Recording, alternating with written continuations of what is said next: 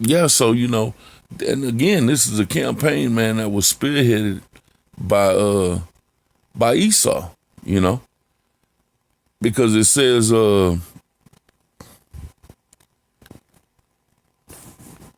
in verse 5, it says, "For they have consulted together with one consent, they are confederate against thee." You know, they done came into an agreement, man. They done came up with a treaty, so to speak, man. They in agreement that we gonna do away with Israel, man. We gonna kill them, you know. I wanna bring this out real quick. Go back here to Genesis.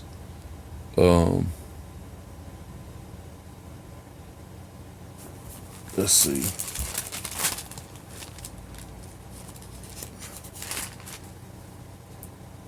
Okay, Genesis 27 and 40.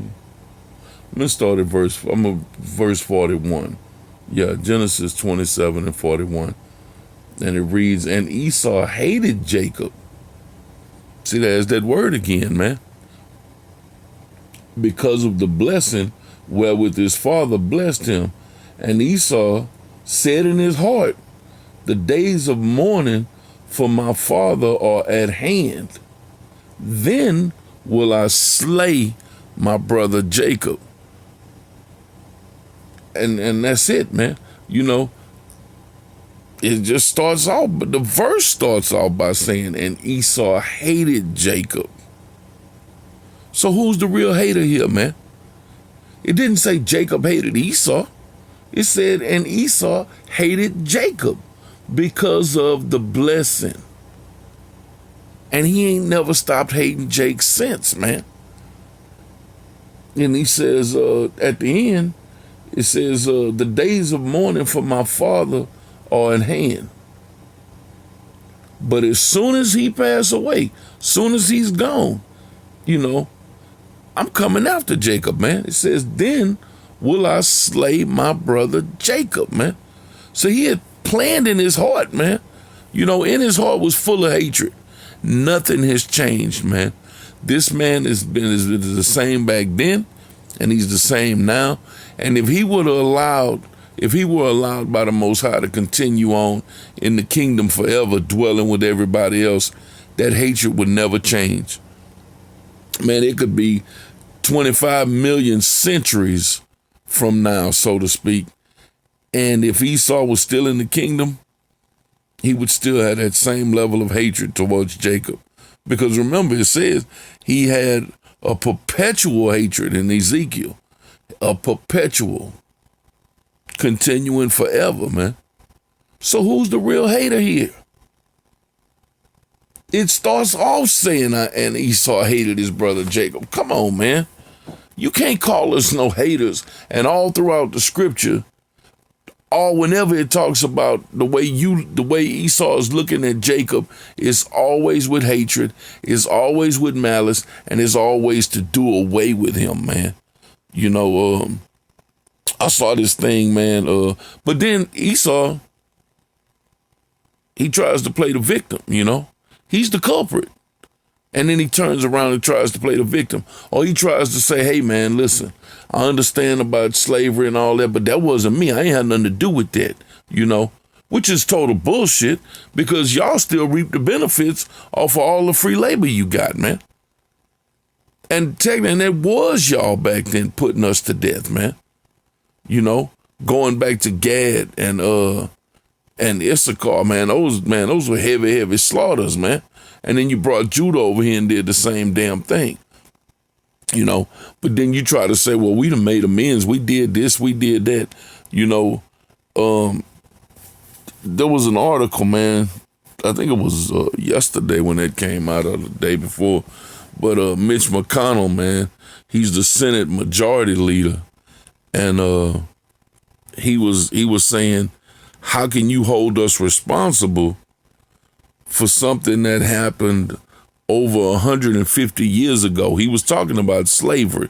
He said, "You know, how can you hold us responsible for something that happened over 150 years ago, for whom none of us currently living are responsible. In other words, hey man, we weren't there.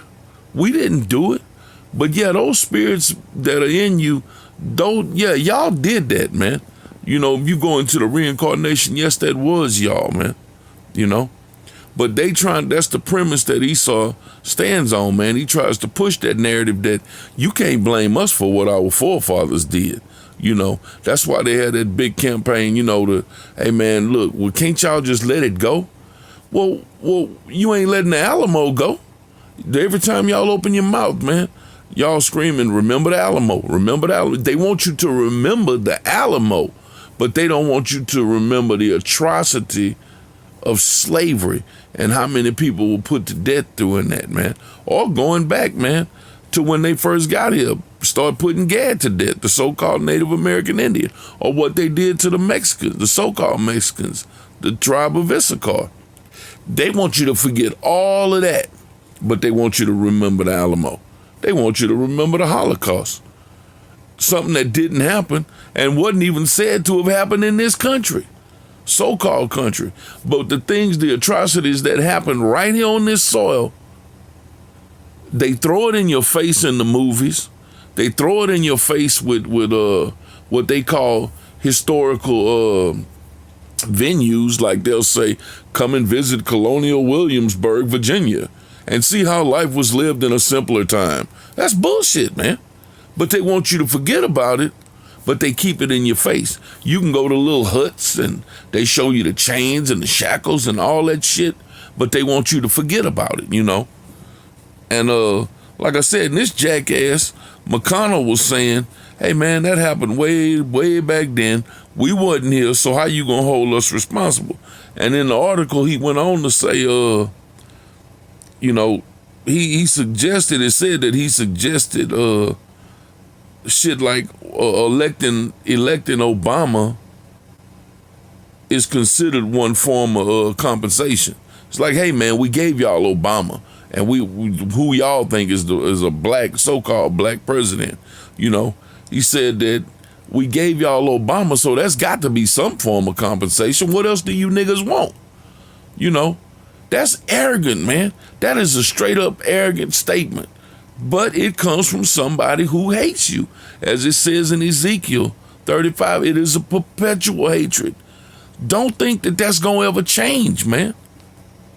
That's why when it goes in the Psalms, man, it talks about they've come together in a confederacy against us, But in that fourth verse again, I'm going to read that. It says, they have said, come and let us cut them off from being a nation, that the name of Israel may be no more in remembrance. That means we want you done away with. We want you out of there. Who's the real hater here, man? And then this clown said that, hey man, we gave y'all Obama. I mean, what else do y'all want, man? We still hate y'all, but we're going to throw you some crumbs to make you think we actually doing something for you, when in all actuality, we're not doing anything. Because why? Because we hate you. We have a perpetual hatred against you. And it starts with your power. We hate they hate the power of Israel, Yahweh. And that's just straight up, man. He went on in the article, man, to say, I just jotted this down. He said, we tried to deal with our original sin of slavery by fighting the Civil War. First of all, even if that was the truth, that's why you fought the Civil War, you don't even believe that shit, man. You don't consider yourself to have committed sin to doing that. You don't believe that was sin at all. You think that was something righteous, and that was just part of the growth of America, man. Y'all don't consider that to be no sin. We've dealt with our original sin of slavery by fighting the Civil War and passing landmark civil rights legislation and elected an African American president. That's all bullshit, man. You haven't done anything, man. You know, it like that old Stevie Wonder song said, if you really want to hear abuse, you really want to see abuse, you haven't done nothing, you know? But it all goes back, man, to that perpetual hatred, man. And it is what it is. That's why in the Psalms, David's asking the questions to the Most High. Do not I hate them, O Lord? This is Psalms 139 and 21 again. Do not I hate them, O Lord, that hate thee? And am not I grieved with those that rise up against thee? See, your whole thing is, man, is bucking up to the Most High because you want to be the Most High. It's because you hate the Most High. And you can't do anything to him, you know. So you try to take it out on his beloved, which is Israel, you know. And that's the reason why David said, do not I hate them that hate thee. You know, it starts somebody's hating on the Most High. Who's the real hater, man? But y'all don't want to own up to that. You want to call everybody on the face of the earth everything that you are when it comes to negativity, man. You want to call the men of the Lord haters because you hate, starting with the Most High, and you hate us. You know? Verse 22 says, I hate them with a perfect hatred. I count them mine enemies. So, you know, that's a wake-up call to Jacob, man. Understand, you have an enemy, man. Edom is your enemy. Esau is your enemy, and he hates you. He said in Psalms 83, come and let's cut them off. Let the name of Israel be no more in remembrance, man. Your enemy hates you. Why? Because he's the real hater on the face of the earth, man. And he wants you dead. It's not so much that he don't want you hanging around him. He wants you dead. That's the ultimate hate, man. To want to put somebody to death. Going back to what did Esau say in Genesis, man? Hey, man, after Isaac passes away, I'ma kill Jacob, man. I will slay my brother Jacob, man. And is he not slaying Jacob unto this day? And he's gonna do that, man, until we get out of here. Because it's the power to do so is in his hands, man. Because as it says in Job 9 and 24, the earth is given into the hands of the wicked. I'm gonna bring this out, man, and then close. I'm gonna close on this. This is Revelation 12 and verse 12, and it says, therefore rejoice, ye heavens, and ye that dwell in them. Woe to the inhabitants of the earth and of the sea, for the devil is come down unto you having great wrath, because he knoweth he have but a short time. So, you know, we almost out of here. We're almost done. But you keep in mind, man, this devil is coming down with a great wrath, and it's only going to escalate because, one, he's your enemy. Two, he's your enemy because he hates the Most High first, and he also hates you, proving that Esau is the true hater in the earth, man. The real hater. So with that, man, I'm going to say shalom.